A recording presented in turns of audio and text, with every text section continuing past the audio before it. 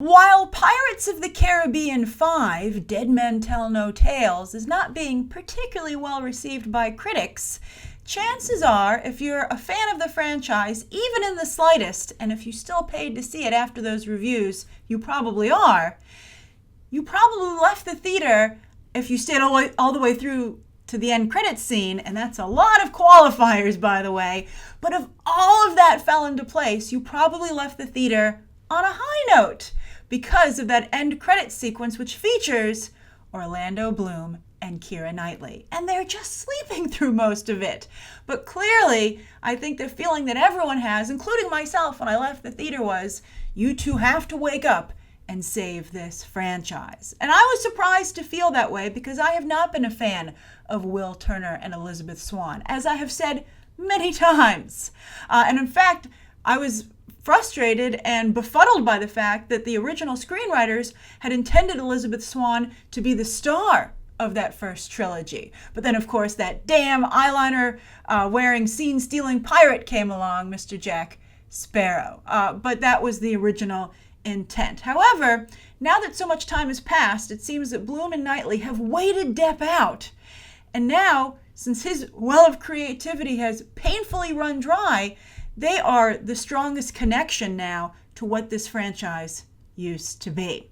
All right, so what are the end credits sequence? What's the end credits sequence? Well, we start out in this beautiful Spanish-styled bedroom, which is the kind of place you would normally find, like, let's say, Antonio Banderas, right? But instead we see Will Turner and Elizabeth Swann, now, of course, Mrs. Turner, blissfully asleep, right? And you can use your imagination for what they were up to a few hours earlier because, hey, this is still a family movie. But anyway, a figure walks in and a shadow looms over them and a claw raises. But then Will Turner bolts awake to find nothing. Was it just a nightmare? That's what his takeaway is. But then we pan down and we see a lone barnacle on the floor with a little puddle of water. And you're like, oh, Davy Jones really was here. Although I would be like, are you sure this didn't just fall off of you, Will Turner? Maybe you're still transitioning, right? And also, if the Poseidon's trident was broken and all the curses of the sea were therefore also broken, how does Davy Jones still have an octopus face? Are Calypso's powers that strong? Oh, we're going to talk about Calypso. But anyway, the reaction at the press screening, which I thought was quite hilarious, from the back of the theater, for those who did stay. A lot of people just ran out of that theater real fast. But for those of us who did stay to see if there was an end credit sequence and were rewarded for our faith, somebody shouted, well, it looks like Bill Nighy's getting a paycheck. And of course, that's true. And I'm sure he's quite pleased because he's not getting a lot of paychecks these days. He was really a hot commodity in Hollywood for a while, but that seems to have gone away a bit. But hey, let's be fair. I'm sure Bloom and Knightley are pretty excited to be getting paid once again as well. But anyway, here are my top 5 ideas for Pirates of the Caribbean 6, which I still want to happen despite my thoughts on the 5th entry, which clearly will star Orlando Bloom, Keira Knightley, Bill Nighy, and I'm guessing Johnny Depp, right? I mean, how can you have the Pirates of the Caribbean movies without Jack Sparrow? But here's idea number 1 for Pirates of the Caribbean 6.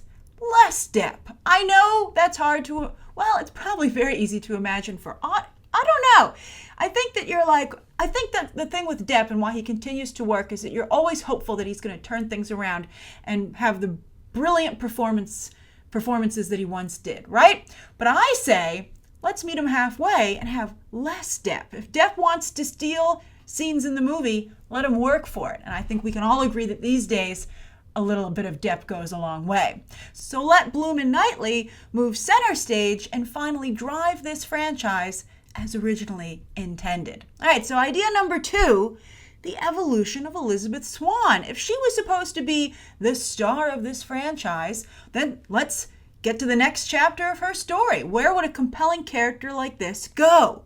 I mean, she already earned the rank of Pirate Lord of the South China Sea, only to then leave the sea to raise her son while her husband was cursed at the bottom of the sea. So she probably has a pretty complicated relationship with the sea at this point. But anyway, now that her son is grown and her husband has returned, what would this still vibrant woman decide to do with her life? I'd say maybe start a trading company, but that didn't work out so well for another of Depp's movie lady friends. So I would just like to see her return to the sea in some manner, either as a pirate or she could be trying to be legit. But the thing that I would like to underline the most is her not to be a headstrong governor's daughter who has something to prove like she was in the original movies, but instead a more experienced legendary pirate. As we've discussed before, natural ability is important, but experience is what really makes the difference. And it's impressive to see. And you rarely see it in female characters on that note. So to see an experienced, female pirate who's very sure of herself, I think could be pretty exciting. And Elizabeth Swann started out as like the typical, difficult female character, a heroine. And so to see her become something new would be very exciting. And very much in step with the times right now. Measured girl power heroines are all the rage right now. All right, so anyway, number 3. Bye-bye, Henry and Karina. You're okay, but there are too many characters in these movies, so you should go off on your own adventure, right? Send these lovebirds on their way. But I don't want to watch it. They can just go do it on the side. And make Elizabeth and Will empty nesters. Yes, back at this time in history, empty nesters looked a lot different than they do today. But that could be interesting to have them going through, emotionally what happens to so many people later in their life these days. I think that could be fun. And then number 4, less beautiful people, more personality. Because thankfully, Bloom and Knightley have finally matured into interesting actors, right? I think they were a little bland to begin with, although maybe it's this franchise. Because Sam Claflin is delightful, yet he was awfully 2D in Stranger Tides, Pirates of the Caribbean 4. So maybe it's a mix of who they cast and the roles that they write for them. I think that Jack Sparrow shouldn't be the only interesting character on screen. Salazar and Barbossa are also pretty interesting, but I think that I would like it if every character was dynamic. I think that would be a lot more fun. For instance, as I said in my spoiler review, I think there was a really strong missed opportunity with casting Karina because Kay Scodelario just isn't as exciting as Jeffrey Rush. And one of you, in response to my comments, suggested Kate Winslet would have been a better choice, and I think she would have done a fabulous job. So let's get different ethnicities in here, different ages. Let's just really mix it up, because pirates have always been a very eclectic group of people. Everyone's drawn to a pirate life, right? And then number 5, of course, is Calypso. If you're going to bring back Davy Jones, you have to bring back his vengeful ex, who cursed him, Tia Dalma, aka Calypso.